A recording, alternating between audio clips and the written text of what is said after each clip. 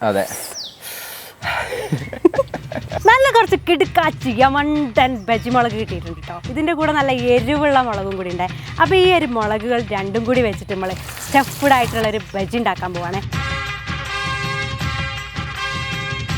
സാധാരണ ഇങ്ങനെ ഈ ചെറിയ മുളക് ഇതേപോലെ ഉണ്ടാക്കി കഴിക്കലുണ്ടാവും ആരെങ്കിലും. ഞാനൊന്നും പറയുന്നില്ല, അതിന്റെ മുന്നേ തന്നെ എടുത്ത് ടേസ്റ്റ് ചെയ്യലും തുടങ്ങി. ബജ്ജി മുളകിന്റെ ആ സാധനം എരിവില്ല കേട്ടോ. ഇനി കഴിക്കാൻ പോണ എരിവുള്ളാണ്. മനുവിന് കുറച്ച് എരിവുള്ള ഭാഗം കിട്ടി. എരിവില്ല അതുകൊണ്ട് എനിക്ക് കുറച്ച് എരിവ് വരുന്നുണ്ട് ഇവിടെ ഈ ഭാഗം. ഇത് കഴിച്ചോ? ഇല്ല, എരിവില്ല.